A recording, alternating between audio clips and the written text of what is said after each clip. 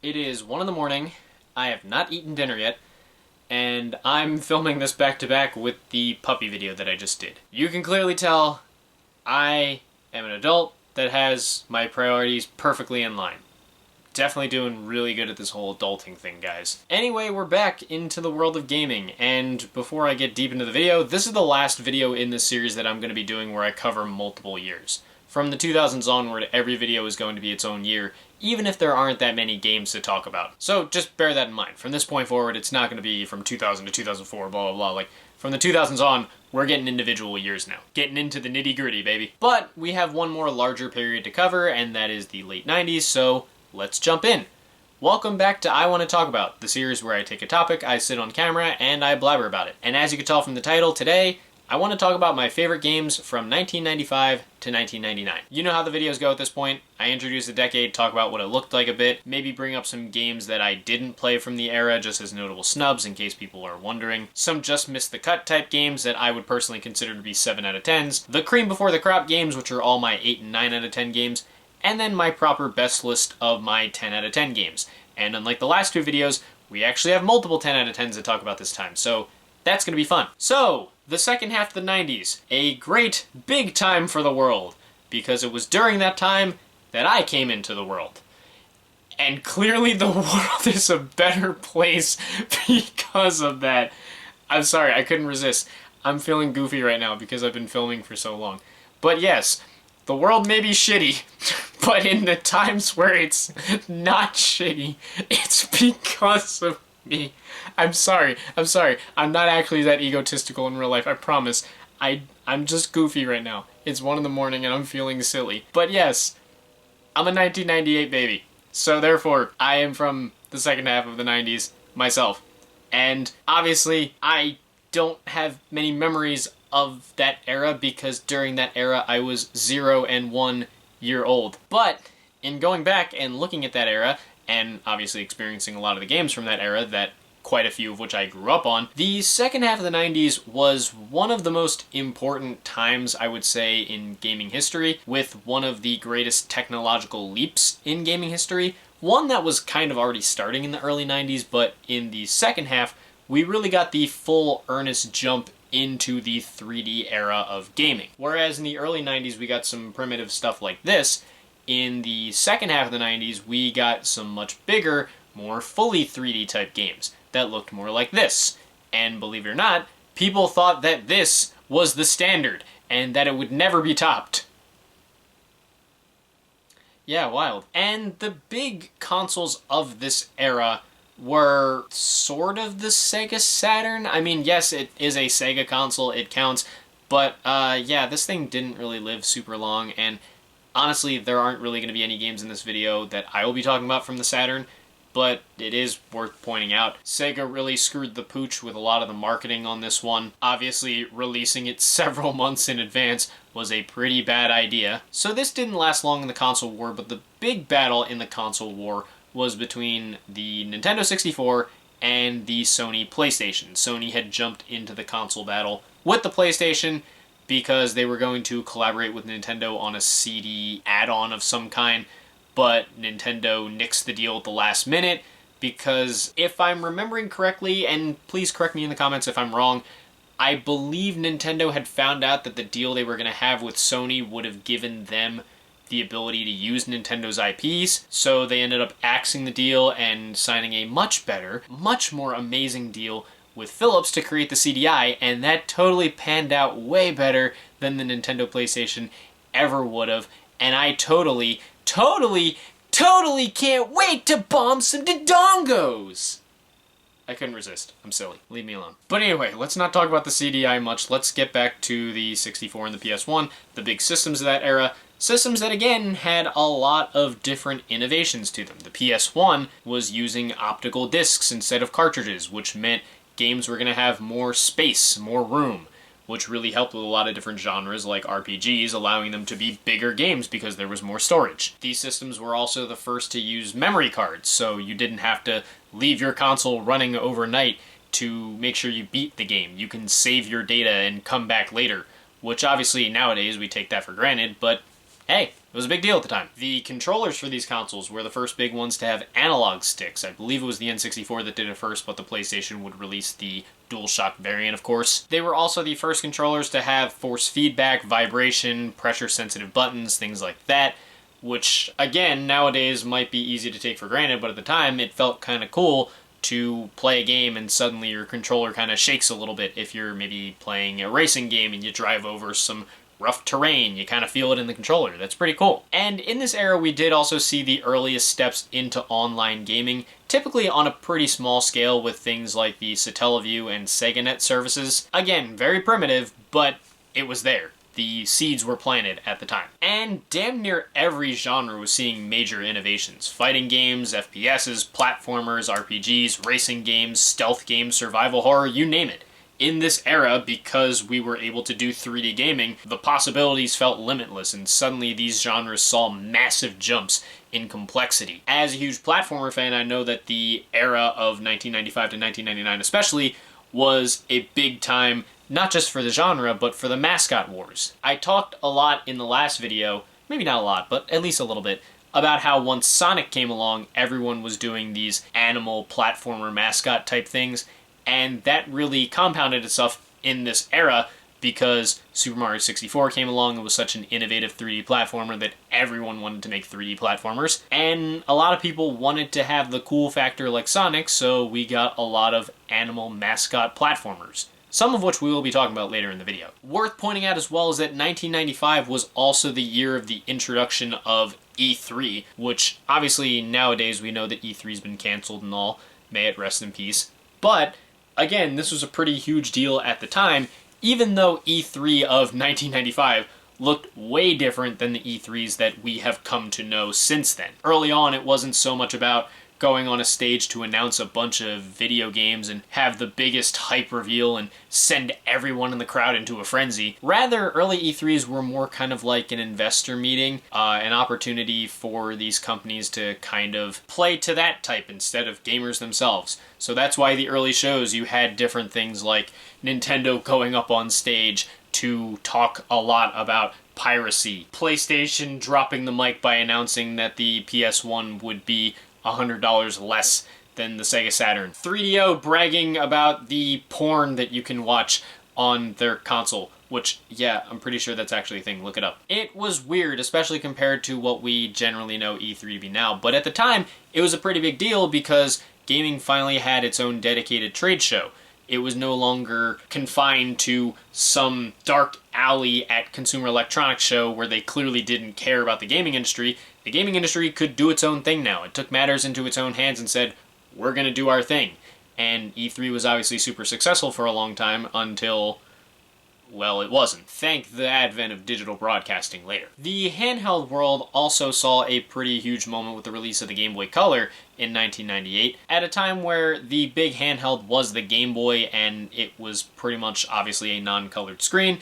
And colored screen handhelds were possible. The Atari Lynx was a thing at the time, but the Game Boy Color really brought the idea of handhelds with color screens into a much more popular context, and obviously it continued Nintendo's domination in the handheld space, a space that they've often been pretty much uncontested in. Again, we'll talk about that throughout the series, but Nintendo's typically dominated in the handheld space aplenty. It was also in the late 90s that the earliest seeds of the 6th generation were planted, with the release of the Dreamcast in 1998, which was Sega's last system before they went third party.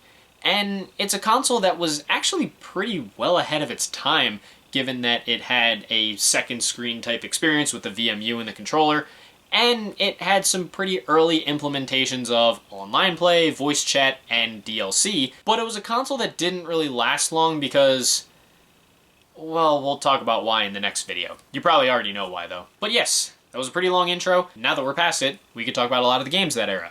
And yeah, there are even a lot of games from this era that I didn't play or that won't be on this list. I know in my last video someone asked about Super Mario Kart, and in this era, in the late 90s, Mario Kart 64 was a thing, and I do enjoy that game. I just haven't played it enough to really say if I love it or not. And since I mentioned the Dreamcast, people will probably mention Sonic Adventure. I'm saving that for a later video, for some relatively obvious reasons that will be obvious when that video comes out. But there are other games from the 90s that were super iconic and super beloved that I'll just run through real quick to let you know what they are. Among some of the most beloved games of the 90s that I either didn't play or didn't play enough of, the 90s had games like Earthbound and Chrono Trigger, Pokemon Red and Blue, Tomb Raider, Resident Evil, Final Fantasy VII, Castlevania Symphony of the Night, Metal Gear Solid, Half-Life, and Silent Hill.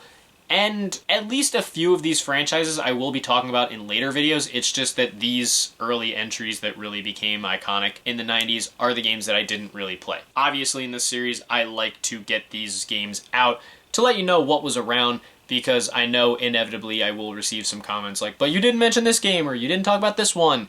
And the reason why is because the video is called My Favorite Games, which we're going to get into now. But of course, as I like to do before I get into the proper lists, I like to talk about some games that just missed the cut.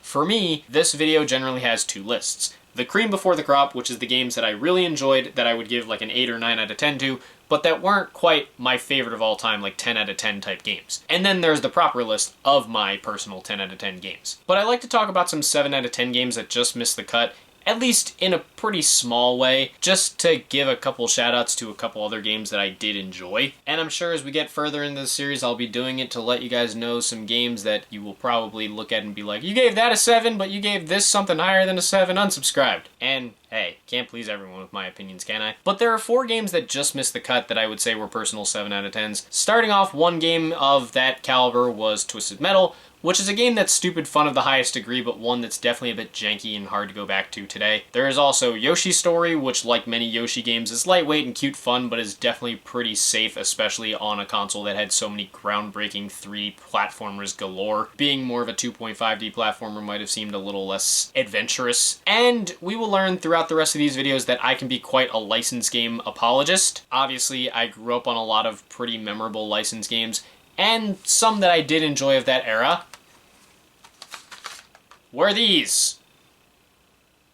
I'm gonna actually put a picture up here. I just wanted to show that I actually still have my old PS1 copies of these. These aren't the original versions that I've had for my entire life, but I still have the discs. But yes, Rugrats Studio Tour and Toy Story 2 Buzz Lightyear to the Rescue. Rugrats Studio Tour, again, this game carries a lot of fond memories to me because it was actually my first video game, and it's still a game that I really enjoy and I still go back to quite a bit, even if it is a bit of a copy and paste of the previous entry, Search for Reptar, and it can be a little bit janky by modern standards. And Toy Story 2 Buzz Lightyear to the Rescue is a pretty well-liked and remembered licensed game of this era, and it doesn't quite blow my mind. Again, there are some elements of it that I think are a little bit dated, but this is like a comfort game of mine. I often go back to it and replay it quite a bit, even if it's not my personal favorite Pixar game, believe it or not. But we'll get to that in a later video. Because now we're going to get into the cream before the crop. The games that I would personally say are like 8 or 9 out of 10 on my scale that I really enjoyed. Might not be my all-time favorites, but they still mean a lot to me. And obviously we got a lot to cover, so let's just jump right in and start off with a game from the SNES era. Technically, I experienced Super Mario World 2 Yoshi's Island through the GBA re-release Super Mario Advance 3, but I think that that version is close enough to the original that I can just include the original. I think if I played the original, I'd probably have a pretty similar opinion nevertheless. But yeah, this is a game I really enjoy. It's clever, it's fun, it's heartfelt little adventure that I think expanded on Super Mario World while also adding its own little flavor as a nice way of introducing the world to the larger Yoshi series that would come along. Because yeah, I'm not about to get into the debate right now whether Super Mario World 2 Yoshi's Island is a mainline Mario game or a mainline Yoshi game. Maybe it's both. Who knows? If it is a Yoshi game, it's still my favorite in the series. I think generally the Yoshi series at times has been a little too safe, and I'm not as crazy about it, even though there are some games that I do enjoy in the franchise. But this one is still my favorite of the bunch, even though, like everyone's going to tell you, Baby Mario's cry is so damn annoying. There are jokes I hear about characters in another game in this list that I will bring up, but Baby Mario's cry, Christ. With this being a combined video, there are going to be several moments on this list where I will be combining multiple games together, and Quake 1 and 2 is an example of that. I love me some old school Quake. I might even argue that, at least as far as the old school entries are concerned, I kind of prefer Quake 1 and 2 to the early Doom games in a lot of ways. I don't know if it's the level design or the gunplay or what, but Quake is a game that I first got into with the 2021 remaster, and I've gone back to it way too many times. As of the time of this filming, I've probably played it like 7 or 8 times, several times with a friend of mine who I've played it online with. We've played through the campaign multiple times, and we even played through all the expansions in Quake 1. and Quake 2 for that matter, and it's just awesome. It's such a blast to play. It builds on the Doom formula pretty well, and the Lovecraftian design is fantastic, and the original game is still one that I love to go back to this day. Quake 2 as well, I think playing this game, it's crazy to me how it was able to improve on and innovate from Quake 1 as much as it did, even though it only came out a year later. And you'll hear me say that a lot throughout this video, but yeah, where the first Quake game felt more like a Doom-type shooter, Quake 2 felt a little closer to what we'd get in a shooter like, say, Half-Life. So it's crazy to see how much it grew from the first game, but it's still an incredibly good game. Super fast-paced, just as fun today as I'm sure it was back in 1997. And I said this in my 2023 video as well, but the remaster that came out last year is among the best I've ever played as far as remasters are concerned. And given that it's only $10, I couldn't recommend it highly enough. I can't recommend both these games highly enough, but especially the Quake 2 remaster. And if you have friends to play it with online and multiplayer, definitely do that. It's incredibly fun to play through these games in multiplayer. Sometimes I wish there were more first-person shooters that had single-player campaigns you could play through in co-op with friends. Maybe there are, and I'm just not noticing. But either way, Quake 1 and 2 are great examples. You probably won't be too surprised to see me talking about Crash Bandicoot, but what I think you might be surprised at is that I didn't actually grow up with this series. Matter of fact, I didn't really know who Crash was until the early 2000s with Crash Purple on the Game Boy Advance, and I hadn't even really gotten deep into these original games until the Insane Trilogy came along. I mean, I had played the original games a couple times by that point, but the Insane Trilogy is what really turned me into a much bigger Crash Bandicoot fan. Nevertheless, Crash is still insanely fun. It might not have been a crazy revolutionary game, given that it was kinda just a 2D platformer with the camera turned behind Crash, but I think the sheer amount of charm to the game and the solid platforming gameplay makes it enjoyable to this day, even if it is peppered with some instances of fake difficulty. And much like I said with Quake, it is crazy how much Naughty Dog was able to improve on Crash with the sequel, Crash Bandicoot 2 Cortex Strikes Back, even though it came out just a year later. Like I said, I'll say this throughout the video, but it's crazy how much better these games were able to be than their predecessors, despite being made on such tight schedules. Crash 2 really cleaned up a lot of those instances of fake difficulty, while adding a ton more variation to the gameplay that made it a much improved experience. And it's still a really awesome game in and of itself. And I know what you're thinking, where's Crash 3? Patience. It's a virtue. You'll hear about it soon enough. Compared to the first game, Twisted Metal 2 feels like the entry in the franchise that helped it to kind of come into its own to a much stronger degree. I feel like it cleaned up a lot of the issues that I had with the first one, and it managed to succeed by being a game that was bigger, but not forgetting to be better. The action was more compelling, the characters were more distinctive, the presentation was a lot better, and the level design as a whole was far more interesting, which made this a big winner over the first game. It can still be a bit janky at points, but it's incredibly fun, and now that the first two games have been reissued on modern PlayStation platforms, I highly recommend trying them out. Like I said, Twisted Metal is dumb fun of the highest order, and I wouldn't want it any other way. Well, I guess the only other way I want it is for Sony to actually make a new one of these days. The show seemed to do pretty well. Come on, they gotta make a new one, right? I'll stand by Donkey Kong Country 3 Dixie's Double Trouble and say that for as little as people talk about it, I still think it's a great game. Yes, it's definitely a step backward for the franchise, and I think the shortened length of the levels and lack of differentiation from previous entries might be points against it, but it's still a very well-made 2.5D platformer. I think the overall flow of the gameplay remains just as good as ever. As someone who really loves Dixie Kong, she's a great character to play as. And I honestly didn't mind the easier difficulty of the game because I think it helped keep it from becoming overly unfair. It might be the weakest in the Donkey Kong Country series, but that's a testament to how good the series is to me. And hell, I'll gladly take this over Donkey Kong 64. The less I have to talk about that game, the better. And I know what you guys are thinking. Where's Donkey Kong Country 2? Again, hold your horses. The fact that I'm covering multiple years makes this video a little jumpy, so I'm sorry for jumping around, but hold your horses, we'll get to it. I didn't talk super deep about Star Fox in my last video, but I will definitely make up for that here. Star Fox 64 took a game that was pretty janky, though very groundbreaking, and made it something much bigger. The result is a game that's tight, fun, and addicting to play, and it was definitely a very impressive technical achievement for the Nintendo 64 at the time. I think it's also interesting going back to play it, how the game gave the option for branching pathways depending on how well you perform, which made the game ripe for repeat playthroughs. I do think the game is also pretty fun to joke about now because of the voice acting.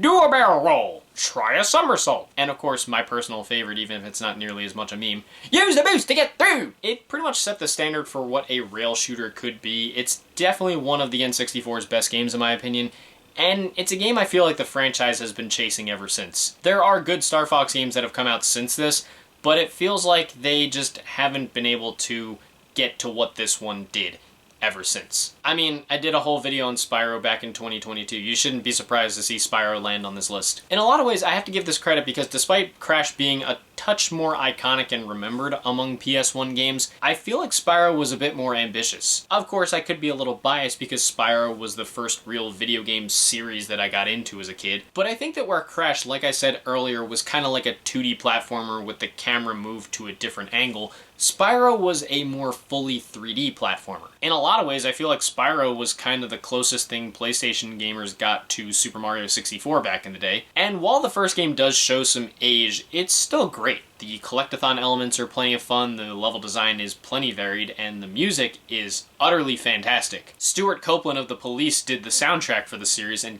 god, did he create some absolute magic. And like I said with Quake and Crash Bandicoot, it's amazing that the devs were able to do what they did with Spyro 2 Ripto's Rage in such a short time. Even though it only came out a year after the first one, Ripto's Rage is, in my opinion, a wholesale improvement over the first game. The overall platforming gameplay has been tightened up and polished to an unreal degree, and the way the game offers larger worlds with more gameplay variation and even better collectathon elements makes Spyro 2 an absolute treat. Again, I'll talk about Spyro 3 in the next video because it didn't come out in the 90s, but the original Spyro trilogy obviously holds a huge place in my heart for nostalgia reasons, but even when I take off the nostalgia goggles, they're still just great games. Super great games, and I highly recommend trying them out for yourself. You might be surprised to see this game land on my list, but yes, I do have me a soft spot for Grim Fandango. I played this back in 2019 thanks to the remaster that had come out a few years prior, and I think it's a really great game. Very artful, with an interesting story, some great characters, and some solid gameplay for a game whose genre has a broader focus than just gameplay. Games like this that are kind of point and click don't really focus as heavily on the gameplay, but I still think the game is enjoyable enough. And I can also see how this game kind of helped pave the way for a lot of point and click narrative based games and graphic adventures that would come out in the future, and its attention to detail and implementations of noir based style weaved with Mexican and Aztec elements is really incredible. It's not for everyone, but I definitely think it is a game worth seeking out, and given that there is a remaster available on modern consoles, I highly recommend trying it out for yourself. For the sake of this video, I'm gonna pretend Rayman 1 doesn't exist. It's not a bad game, but it's definitely my least favorite of the mainline Rayman games. Rayman 2 The Great Escape, though, was a much better game from Ubisoft, back when their name was two separate words and sounded more like an insult. No Ubisoft! No Ubisoft! I'm sorry, I'm gonna see myself out now. But before I see myself out, let me continue talking about some of these games.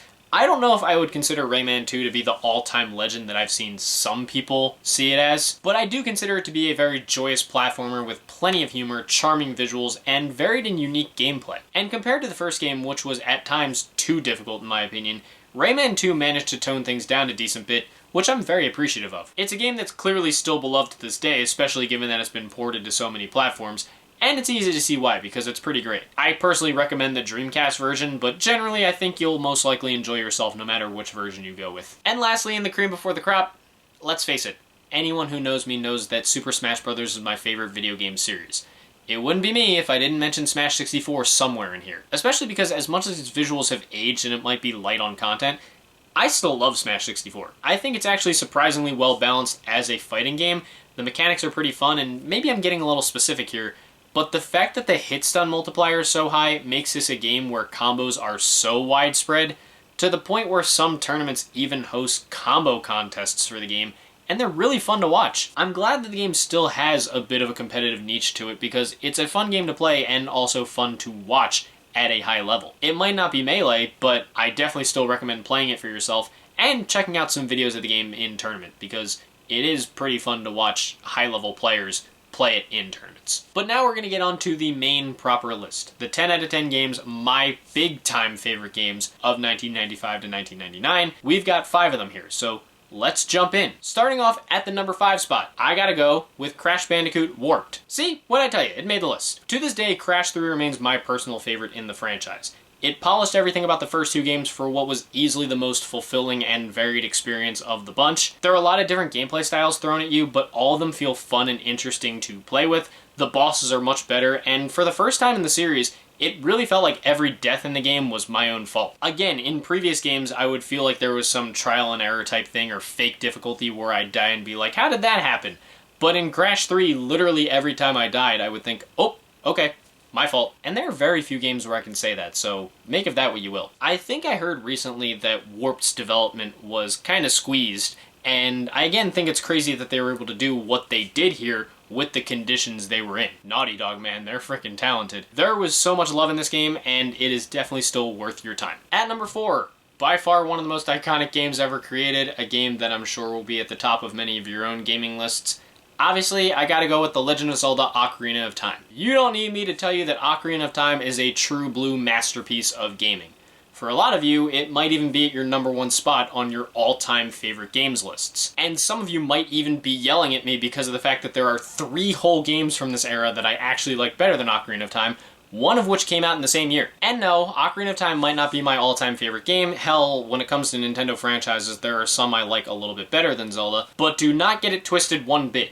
This game is iconic for a very good reason, and it's well worth the acclaim that it's received over the years. It was a quantum leap forward for gaming as a medium, and it set benchmarks across several different genres. And what's more, it's just an incredibly enjoyable game to play, even to this day. I like the way it translated the 2D dungeon design of classic Zelda into 3D with clever puzzles and fantastic action. I love the sense of scale in a lot of the visuals, even if, yes, some elements of it do show their age. The soundtrack is among some of the best in gaming, and while it doesn't get talked about as much because of how much lighter it is than some games, I think the storytelling is actually pretty excellent too, serving as a very emotional coming-of-age story that stands head and shoulders with some of the bests of its time. So even if Ocarina of Time isn't my number 1 favorite game ever, I can't say enough good things about it. It's one of the most important games ever made, and it's a game I feel like everyone should play at some point. I say it all the time with Zelda, they call it a legend for a reason. But yes, there are 3 games I did like better than Ocarina of Time, starting off with my number 3 game of this era. I mentioned it earlier, and of course, here it is,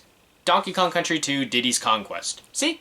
Here it is. To this day, Donkey Kong Country 2 remains my personal favorite entry in the series, although yes, Tropical Freeze puts up a very good fight, and obviously we will talk about that in a later video. There are elements of it that may be easy to take for granted today, but I consider this to be another one of those essential kind of games that everybody should experience at some point. Even with some age, the visuals are still very impressive and much smoother than the first game, and the sound work remains phenomenal. I mentioned that David Wise is an incredible composer in the last video, and the song Sticker Brush Symphony from this game is perhaps my favorite video game song ever. What an incredible piece of work. The gameplay is where this game really sings, though, as it takes a lot of huge leaps from the first one as far as tightening up the controls, making some even more incredible level design. I'd even argue that this game has some of my personal favorite levels in any 2D platformer, and it also added heaps of varied gameplay styles as well. It's a game that even to this day makes me go, wow. And it definitely stands as one of my favorite SNES games. Games like this are why I totally understand, even if it's not my 100% favorite console,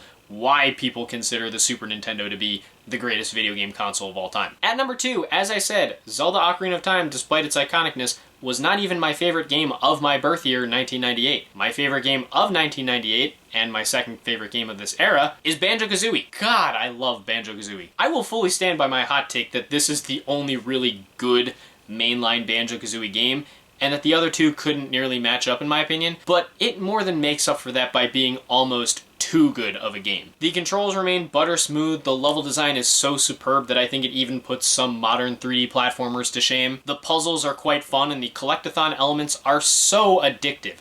I'm not usually a completionist with my games, at least not a 100% completionist, but Banjo-Kazooie is actually a game that I did go full 100% completion on. I was just having too much fun exploring every nook and cranny of every level and finding everything that I could that I just didn't want to stop. It was that addicting. Combine that with these sharp visuals, a fun storyline and characters, and some really charming music, and Banjo-Kazooie, in my opinion, is still a top-shelf, gold standard 3D platformer. I might hold the opinion that Banjo-Kazooie is one of the biggest one-hit wonders in gaming, but damn, what a one-hit wonder it was. What an absolute hit of a game. Banjo-Kazooie, still awesome to this day. But, as much as I love that game, there is one game from the second half of the 90s that does exceed it. I've already mentioned it in this video, and I'm sure some of you guys are already screaming because you know what it is. But yes, my #1 favorite game from 1995 to 1999, how could it be anything other than Super Mario 64? I promise I won't just be giving my #1 spot in every video to every Mario game that falls from the sky. It just so happens that the early games are among the most incredible things ever seen and accomplished in gaming, and just some of my personal favorite games ever. Point blank, period. Super Mario 64 was one of the earliest and most incredible examples of 3D gaming, specifically in the platformer genre, and the ways with which it innovated with its camera system and 360-degree analog control changed the way many players thought about gaming in the mid to late 90s. In a way, it kind of busted down doors in gaming and really showed what the medium was truly capable of. And I know that some feel like the game has aged just a touch, specifically with its camera, but for me personally, I still play it today and I can't really find much default in the game. I still love it just as much as I did before. It's got extremely memorable level design that's always been one of the hallmarks of Nintendo as a company. The platforming, gameplay, and controls remain smooth and fantastic to this day. The visuals still carry charm to them even despite their age, and the soundtrack is among gaming's diamond tier to me. Some of the greatest video game songs come from this game's soundtrack. Even now, as other games in its franchise have come along and improved on it, Super Mario 64 remains one of my all-time favorite games. And again, it's another one of those games I feel like everybody should play at some point. Beyond its historical influence, it just so happens to be an incredibly enjoyable game, and an incredibly accessible game that I think anyone can jump into and play and enjoy. It's crazy how much Nintendo has just continued to raise the bar with the Mario franchise, but yeah, Super Mario 64 remains very much a Hall of Fame tier game in my opinion, and even though the franchise has had some better entries since, this is still one of my all-time favorite games by far, and I think everyone should play it at least some point. Whew, okay, so that's the list. My throat hurts because I've been doing a lot of talking tonight from doing multiple videos, and now as I'm finishing up this session it's almost 2 in the morning, so maybe I should go eat something already. Come on, dude, get your priorities in check. What are you doing? Anyway, yeah, it was fun talking about that era of gaming because a lot of these games, even if I didn't grow up with them, I played them a lot either in my youth or in my adulthood, and there are a lot of gems of this era. Again, a very important time for gaming, and there are a lot of games from this era that are still just as fun to play today as they most likely were back then. As always though, this video is just my opinion, and obviously as we get further into the series, my opinions might not be the most popular and many people might not fully agree with them, and that's okay. But what are some of your favorite games of the 1995 to 1999 era? What were the games that you played the most then? What are the ones you play the most now? Are there games that, like me, you kind of discovered as you became an adult? Like Quake when I mentioned that. Since I mentioned these licensed game bad boys, and we'll probably bring up other ones in this series, are there licensed games or any games that you had maybe in your childhood that you grew up with that even if you don't necessarily consider them your favorites now, you just have great memories with them? And I think I might have asked this question at the end of the last video, but I'll do it again here. Were you team PlayStation or were you team Nintendo 64 in that era? Whatever your thoughts and opinions are, leave them down in the comments below. Let's keep this civil and have some fun as we like to do. If you guys want to hit like and subscribe and support some of my other ventures that I have linked in the description, thank you. If not, it's no big deal. I totally understand. And yeah, next time I will be talking about 2000, just the year 2000 itself. That's not going to be nearly as long as this video because there's just not as many games to talk about as there were across the span of 5 years. But hopefully it'll still be a fun video. Now I gotta go because my camera's battery is about to die, so stay tuned for that. But until then, thank you guys for watching. I hope you enjoyed, and I will see you in the next video. Peace.